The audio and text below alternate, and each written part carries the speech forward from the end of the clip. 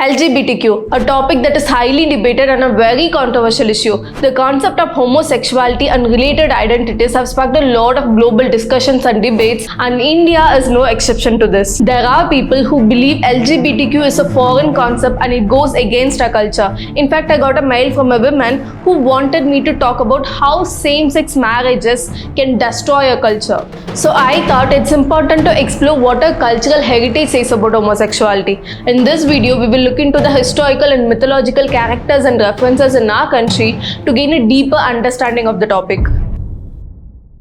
The Kama Sutra, the famous ancient Indian book which talks about the human sexuality, also has a part where it talks about the same-sex attraction and behavior. Chapter 9 of Kama Sutra, which discusses many different but taboo topics of today such as oral sexual acts, homosexuality and sexual activities among the transgender people.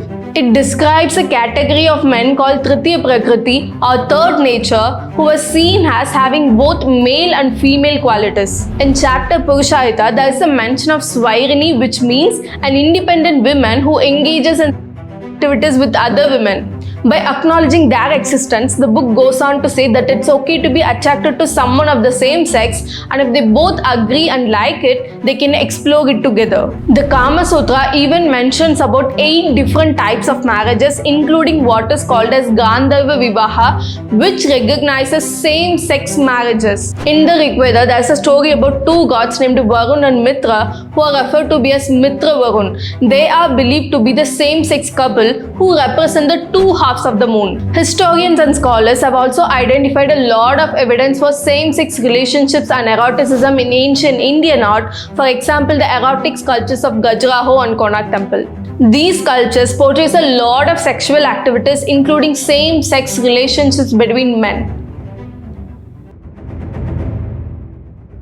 Shikandi is a famous character from Mahabharata who born as a female but raised as a male. He was a skilled and respected warrior who bravely fought many battles. In the Kurukshetra war that happened between the Pandavas and the Kauravas, Shikandi played a significant role in the victory of Pandavas. However, what made Shikandi's story even more fascinating was his relationship with his wife. Shikandi's wife was aware of his gender identity and accepted him for who he was. Their relationship is often cited as an example for same-sex relationships in India. According to Matsya Purana, there was a king named Bhagiratha who was said to have been born from the love of 2 queens. According to Bhagavata Purana, Lord Vishnu had taken a Mohini avatar, a form of women, and defeated a demon. Then Lord Shiva and Lord Vishnu, who was in a Mohini avatar, made love with each other and gave birth to Lord Ayyappa. These stories are sometimes interpreted as a celebration of homosexuality. However, not all scholars agree on this. It's important to remember that interpretation of ancient texts can vary from people to people. Also, in many Tamil literatures which was written for Lord Perumal like Thiruvaimozhi, the male Alvars considered themselves as females and wrote love poems for the god. And finally, in the Islam community, we have historical characters. Alauddin Khilji and Malik Kafur as the same character we have seen in the movie Padmavat.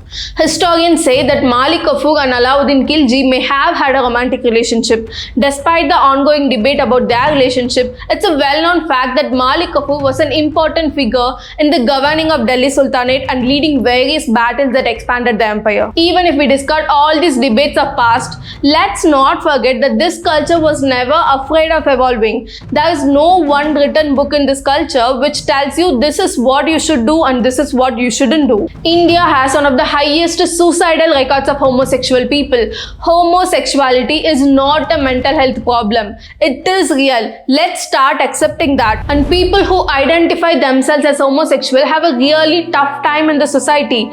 Let's say if they want to live together, they can simply live together now. Why do they need to legalize it? Without the recognition from the government, no matter how long they live together, they'll be simply considered as individuals. They can't use each other's name for insurance, bank details, Aadhaar card, ration card, a passport or anything. They'll never be considered as a family by the government. Even if they want to adopt a child or go for surrogacy, they cannot do it as a couple.